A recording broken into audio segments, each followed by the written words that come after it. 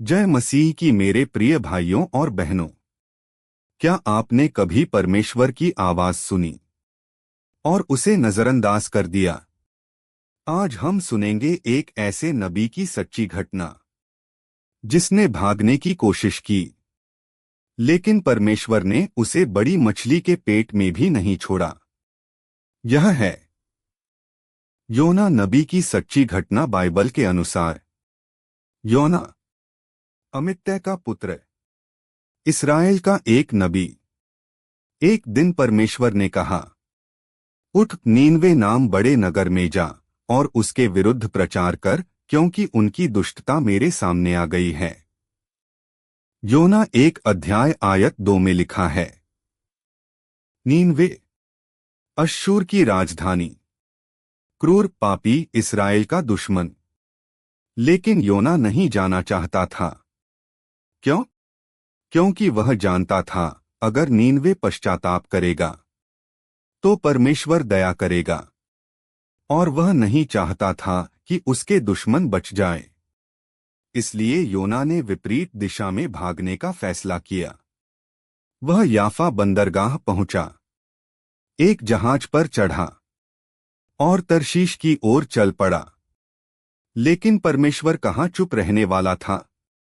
समुद्र में भयंकर तूफान उठा, जहाज डूबने लगा, नाविक डर गए, हर कोई अपने देवता को पुकारने लगा।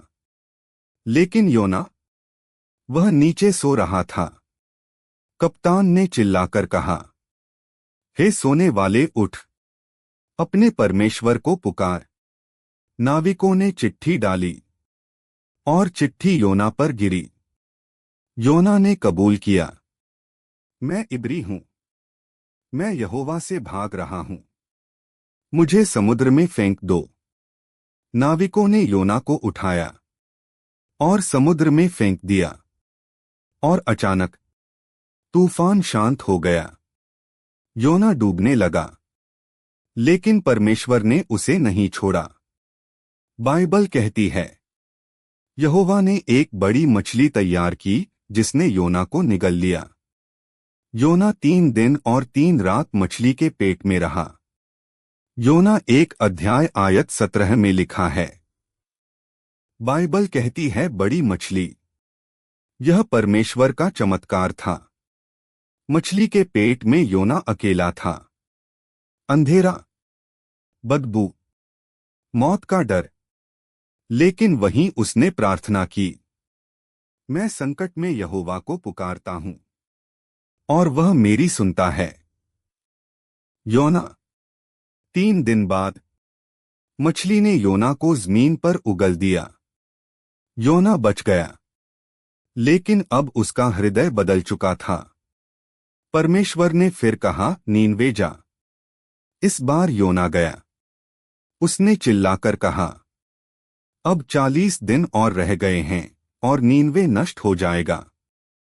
योना 3 अध्याय आयत 4 में लिखा है, लेकिन जो हुआ वह आश्चर्यजनक था। पूरा शहर, राजा से लेकर पशु तक, टाट ओढ़कर राख में लौटकर पश्चाताप करने लगा। राजा ने आदेश दिया, कोई न खाए न पिए, कौन जाने परमेश्वर दया करे। और परमेश्वर ने देखा और शहर को नष्ट नहीं किया। योना नाराज हो गया। उसने कहा, मैं जानता था तू दयालु है, इसलिए मैं भागा था।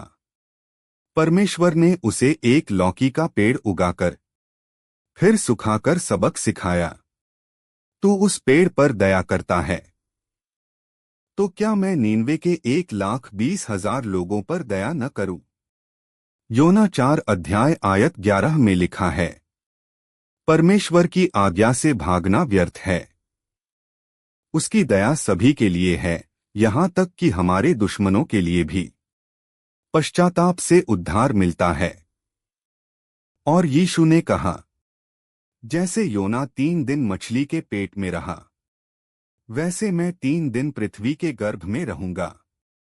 मत्ती 12 अध्याय आयत 40 में लिखा है, योना की कहानी हमें सिखाती है, परमेश्वर की दया से बड़ा कुछ नहीं।